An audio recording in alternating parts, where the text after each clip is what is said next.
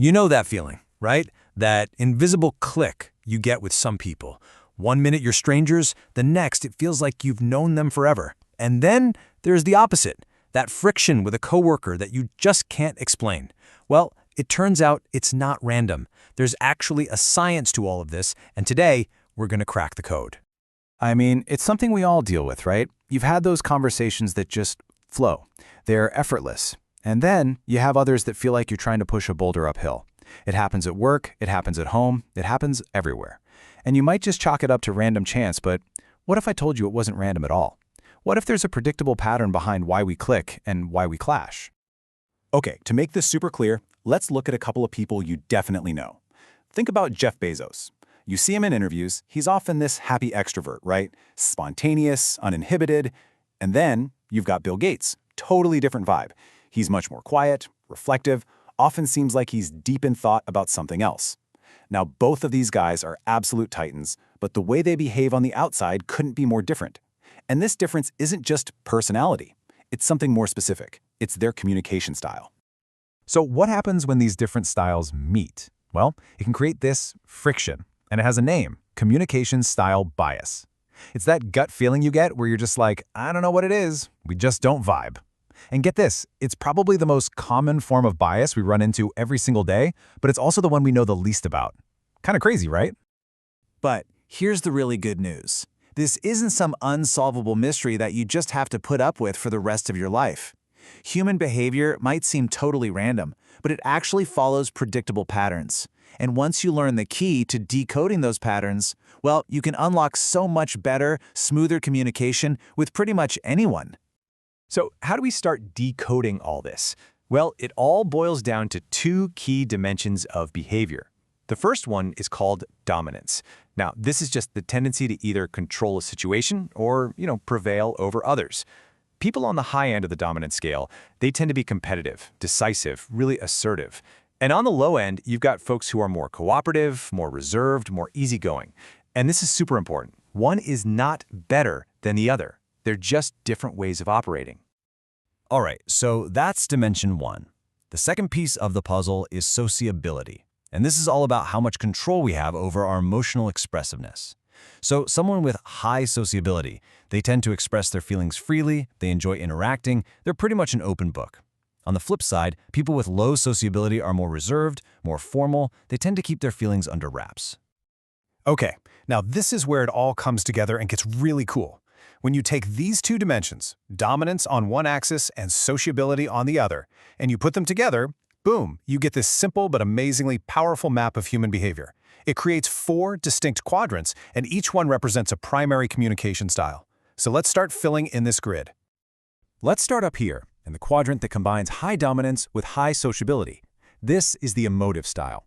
You know these people. They're the natural storytellers, the ones with all the enthusiastic ideas.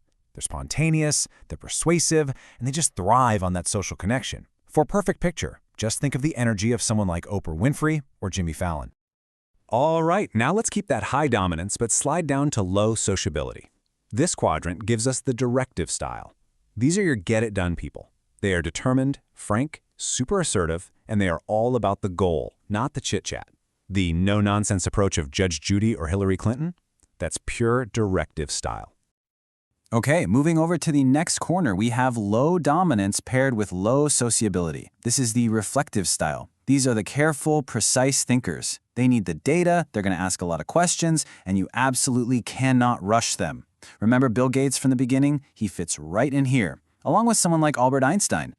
And finally, to complete our grid, let's look at the last quadrant, low dominance combined with high sociability. This is the supportive style.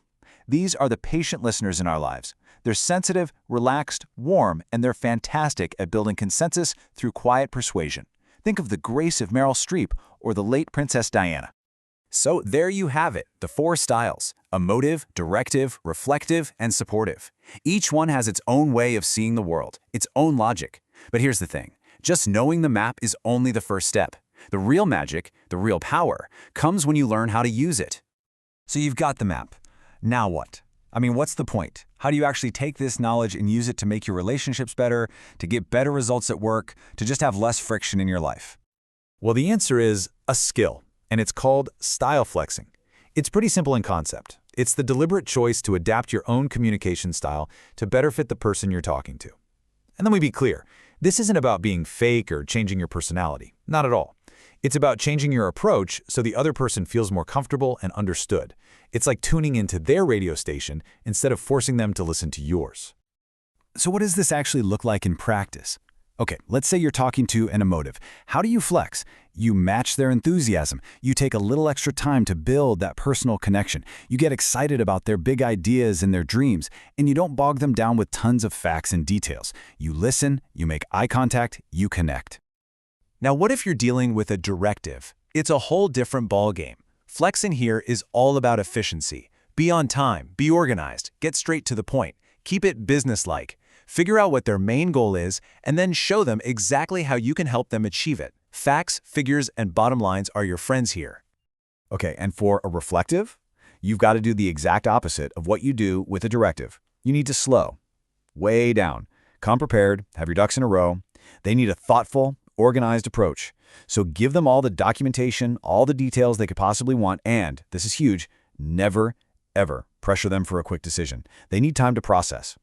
And finally, flexing to a supportive style. With them, it's all about the relationship. You need to take the time to build some real social rapport. Listen, really listen, to their feelings and opinions. Give them personal assurances. Let them know you've got their back. The last thing you want to do is be overly assertive or start a conflict, because they thrive on trust and working together.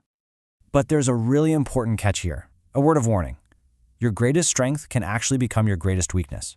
See, under stress, any of these styles can get pushed into what's called an excess zone. So a directive's awesome decisiveness, it can turn dictatorial. An emotive's expressiveness can become overly dramatic. A reflective's thoughtful analysis can turn into analysis paralysis. It's a great reminder that you have to be mindful. So all this flexing and adapting, it really boils down to one simple but incredibly powerful idea. Forget the golden rule for a second. Do unto others as you would have them do unto you. We need to upgrade to the platinum rule. And the platinum rule says, do unto others as they want done unto them. It's a total game changer. Shifting the focus from what you need to what they need, that's the whole secret. And look, it's so important to remember, this whole framework, it's not about stuffing people into boxes or labeling them. That's not the point at all. Think of it as a tool. It's a map. It's a way to understand, a way to adapt, and at the end of the day, a way to build stronger, better bridges with the people around you. So as we wrap this up, I want to leave you with a question. A challenge, really. Now that you have this new superpower, which relationship in your life, maybe it's with a colleague, a family member, a friend, which one could you totally transform starting tomorrow just by flexing your style a little bit? Think about it.